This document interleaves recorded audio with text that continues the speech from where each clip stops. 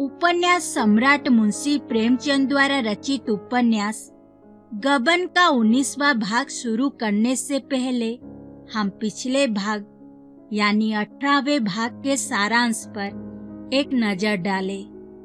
रतन आकर रुपयों की थैली ले गई। रमा ने जालपा को यह तो बताया ही न था कि उसमें 200 रुपये अधिक है।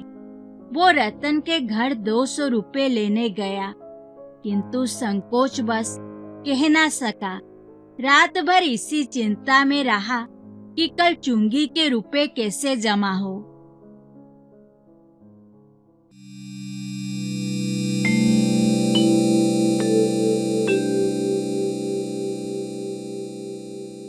प्रस्तुत है गबन उपन्यास का भाग 19वां। प्रातः काल रमा ने रतन के पास अपना आदमी भेजा। खत में लिखा, मुझे बड़ा खेद है कि कल जालपा ने आपके साथ ऐसा व्यवहार किया जो उसे करना ना चाहिए था। मेरा विचार यह कदापि ना था कि रुपए आपको लौटा दूं। मैंने सराफ को ताकीद करने के लिए उससे रुपए ले लिए थे। कंगन 2-4 रोज में अवश्य मिल जाएंगे। आप रुपये भेज दें। उसी थैली में 200 रुपये मेरे भी थे, वो भी भेजिएगा। अपने सम्मान की रक्षा करते हुए जितनी विनम्रता उससे हो सकती थी उसमें कोई कसर नहीं रखी। 9 बजे आदमी लौटा। रतन ने 200 रुपये तो दिए थे, मगर खत का कोई जवाब ना दिया था।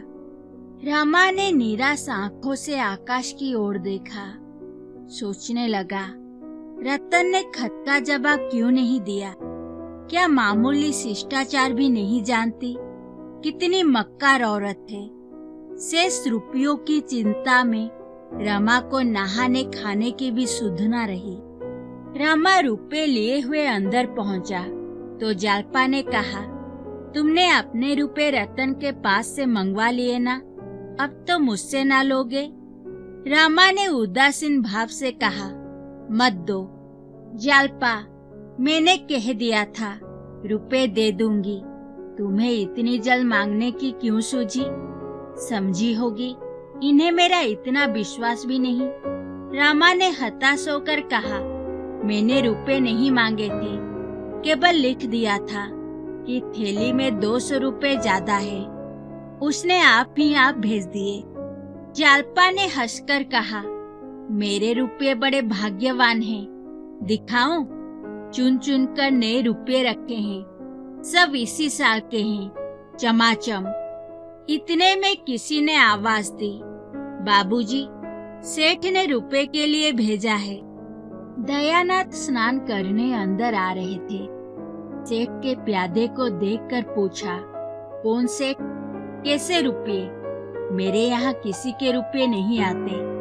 प्यादा, छोटे बाबू ने कुछ माल लिया था, साल भर हो गया, अभी तक पैसा नहीं दिया।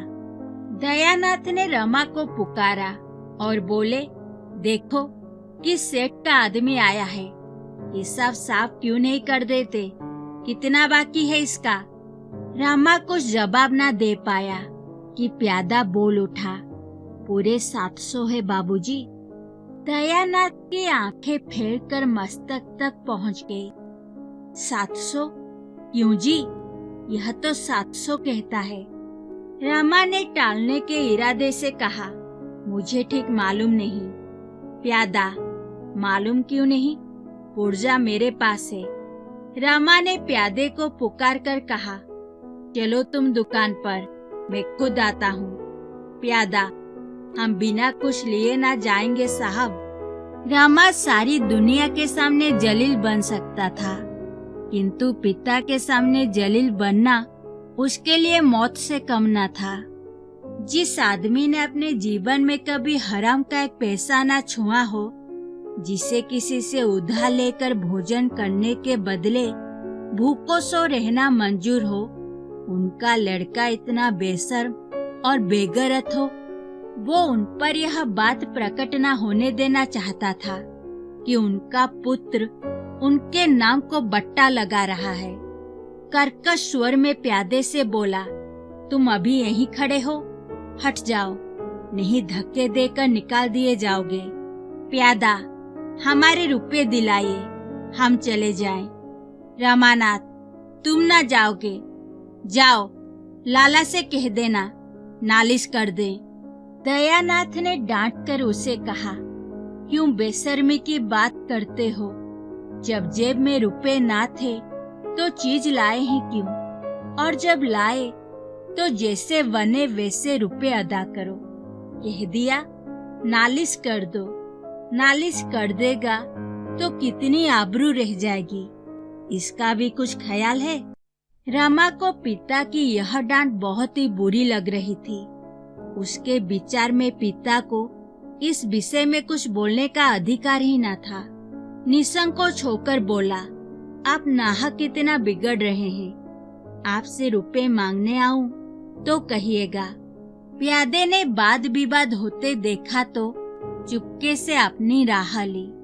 रामा ऊपर गया तो जालपा ने पूछा, तुमने तो कहा था इसके अब थोड़े ही रुपए बाकी हैं। रामा ने सिर झुकाकर कहा, यह दुष्ट झूठ बोल रहा था।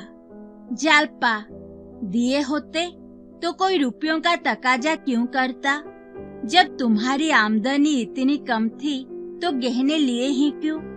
मैंने तो कभी जिद ना की थी, और मान लो मैं 2-4 बार कहती भी तो तुम्हें समझबूझकर काम करना चाहिए था। आदमी सारी दुनिया से पर्दा रखता है, लेकिन अपनी स्त्री से पर्दा नहीं रखता। कहीं नालिश कर दे तो 700 का 1000 हो जाए। क्या जानती थी कि तुम मुझसे यह छल कर रहे हो? रामा के मुख से एक शब्द ना निकला। दफ्तर का समय आ गया था, भोजन करने का अवकाश न था।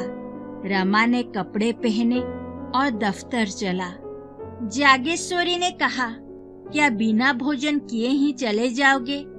रामा ने इसका कोई जवाब न दिया और घर से निकलना ही चाहता था कि जालपा झपट कर आई और उसे पुकार कर बोली, मेरे पास जो 200 रुपये हैं उन्हें क्यों नहीं सराफ को दे देते?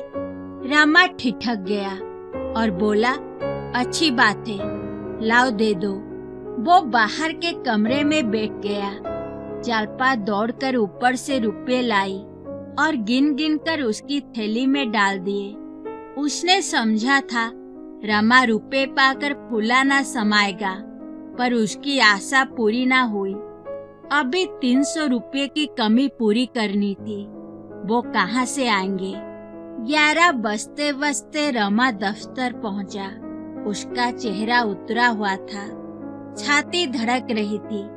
बड़े बाबू ने जरूर पूछा होगा, जाते ही बुलाएंगे। दफ्तर में जरा भी रियायत नहीं करते। तांगे से उतरते ही वो रमेश बाबू के कमरे की ओर गया। रमेश बाबू ने पूछा, तुम अब तक कहाँ थे जी? खजांची साहब तुम्हें खोजते फिरते हैं। चपरासी मिला था? रमा ने अटकते हुए कहा, मैं घर पर ना था, एक बड़ी मुसीबत में फंस गया हूँ। रमेश, कैसी मुसीबत? घर पर तो कुशल है? रामानाथ, जी हाँ, घर पर तो कुशल है। कल शाम को यहाँ काम बहुत था, मैं उसमें ऐसा फंसा कि वक्त की कुछ खबर ही ना रही। जब काम खत्म करके उठा तो खजांची साहब चले गए थे। मेरे पास आमदनी के 800 रुपए थे।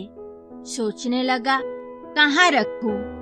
मेरे कमरे में संदूक तो है नहीं। यही निश्चय किया कि साथ लेता जाऊं। 500 रुपए नगद थे, वो तो मैंने थैली में रखे। 300 रुपए के नोट जेब में रख लिए और घर चला। चौक में 2-1 चीजें लेनी थी। उधर से होता हुआ घर पहुंचा तो नोट गायब थे। रमेश बाबू ने आंखें फाड़कर कहा, 300 के नोट गायब हो गए? रामानाथ, क्या बताऊं बाबूजी, तब से चित्त की जो दशा हो रही है वो बयान नहीं कर सकता। तब से अब तक इसी फिक्र में दौड़ रहा हूँ। रमेश, अपने पिता से तुमने कहा ही ना होगा। रामानाथ, उनका स्वभाव तो आप जानते हैं। रमेश, तो फिर क्या फिक्र करोगे? रमानाथ, आज शाम तक कोई ना कोई फिक्र करूंगा। रमेश ने कठोर भाव धारण करके कहा, तो फिर करो ना। इतनी लापरवाही तुमसे कैसे हुई, यह मेरी समझ में नहीं आता। मुझे तुम्हारी बात पर विश्वास नहीं आता। उस दिन मुझसे क्यों रुपए मांगे थे? रमा का चेहरा पीला पड़ गया, कहीं कलई न खुल जाए। बात बनाकर बोला, क्या सरकारी रुपए खर्च कर डालूंगा? उस दिन आपसे रुपए इसलिए मांगे थे कि बाबूजी को एक जरूरत आ पड़ी थी। घर में रुपए ना थे। आपका खत मैंने उन्हें सुना दिया था। बहुत हंसे। दूसरा इंतजाम कर लिया।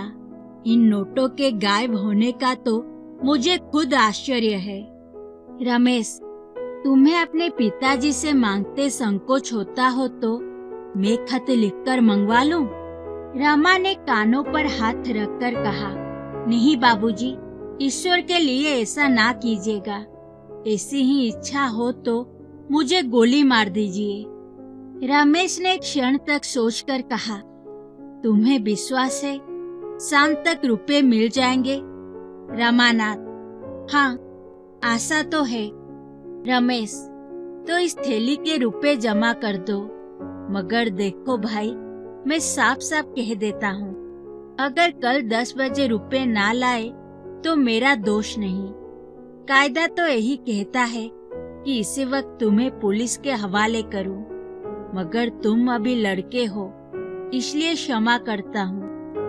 वरना तुम्हें मालूम है कि मैं सरकारी काम में किसी प्रकार की मुरब्बत नहीं करता। मेरी दोस्ती ने आज अपना हक अदा कर दिया, वरना इस वक्त तुम्हारे हाथों में हथकड़ियां होती।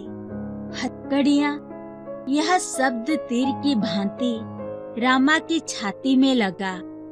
वो सिर से पांव तक कांप उठा।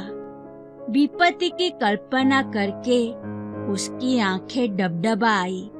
वो धीरे धीरे सिर झुकाए सजा पाए हुए कैदी की भांति जाकर अपनी कुर्सी पर बैठ गया।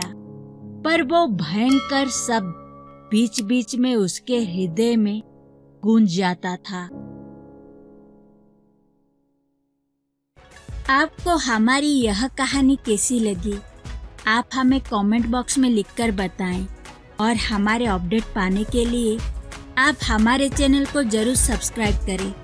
धन्यवाद।